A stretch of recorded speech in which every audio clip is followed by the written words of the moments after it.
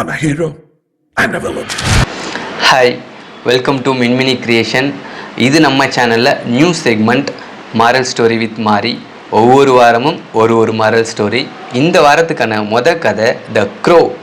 காட்டுப்பகுதியில் வாழ்கிற ஒரு காகம் என்ன பண்ணுதுன்னா, மழை காலத்துக்கு முன்னாடி முட்டையிட்டு குஞ்சு பறிக்கணும்னு ஆசைப்பட்டு கூடு வேணும் இல்லையா, கூடு கட்டுறதுக்கு காடு முழுக்க சுற்றி வரும்போது நதிக்கரையோரமாக 2 மரங்களை பார்க்குது.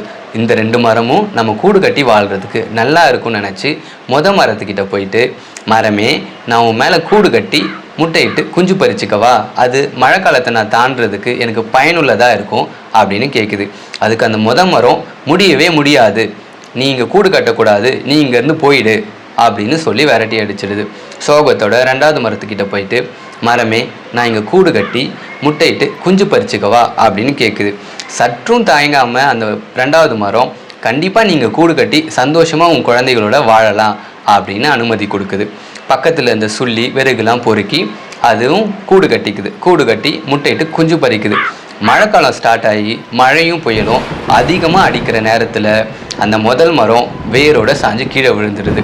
இதை பார்த்து அந்த காகம் சிரிச்சுக்கிட்டே, ஹஹாஹா, அன்னைக்கு பார்த்தியா, நீ எனக்கு கூடு கட்ட அனுமதி தரல, அதனால தான் உன் கர்மாப்படி கடவுள் ஒன்று தண்டிச்சிட்டாரு அப்படின்னு சொல்லி சிரிச்சிட்டே இருக்கு. அதுக்கு அந்த மரம் சிறு புன்னகையோட, இது எனக்கு முன்னவே தெரியும், நான் அன்றைக்கி வீக்காக இருந்தேன், கண்டிப்பாக அந்த மழை காலத்தை தாண்ட மாட்டேன்னு தெரியும், அதனால தான் உன்னை அன்றைக்கி கூடு கட்ட அனுமதி தராமல் விரட்டி அடித்தேன்.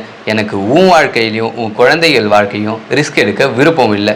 அன்றைக்கி நீ கூடு கட்டியிருந்தா இன்றைக்கி என்னோட சேர்ந்து நீயும் உன் குழந்தைகளும் இறந்து போயிருப்பீங்க அப்படின்னு சொல்லுது. இதை கேட்டதும் அந்த காகத்துக்கு மனசு வருத்தப்பட்டு அந்த மரத்துக்காக கண்ணீர் வடிக்கிறதுக்கு முன்னாடியே அந்த மரம் இறந்து போயிடுச்சு. இதில் இருந்து மாரல் ஆஃப் த ஸ்டோரி நாம் என்ன தெரிஞ்சுக்கிறோன்னா, யாரையும் அவங்க இதுக்காக தான் அந்த முடிவை எடுத்திருப்பாங்க, இல்லை அதனால தான் அந்த முடிவை எடுத்திருப்பாங்க, நாமளாக ஜட்ஜ்மெண்டலாக அந்த பர்சனை பற்றி ஒரு ஒப்பீனியன் வச்சுக்காம, நமக்கு சந்தேகமோ இல்லை அவங்க மேலே வருத்தமோ இருந்தால் டைரெக்டாக அவங்கக்கிட்ட கேட்டணும். இல்லைன்னா அவங்களோட சூழலை, இந்த சூழல்னால தான் அவங்க அந்த முடிவை எடுத்தாங்கன்னு புரிஞ்சுக்க ட்ரை பண்ணணும். இதில் நம்ம டேக்அவேவாக எடுத்துக்க வேண்டியது, ஜட்ஜ்மெண்டலாக யாரையும் இப்படி தான் இருப்பாங்கன்னு நினைக்கக்கூடாது, எல்லாருக்கிட்டையும் கைண்டாக நடந்துக்கணும். இந்த ஸ்டோரியில் உங்களுக்கு என்ன புரிஞ்சுது, இல்லை உங்களுக்கு பிடிச்ச விஷயம் என்னென்னு கமெண்டில் சொல்லுங்கள்.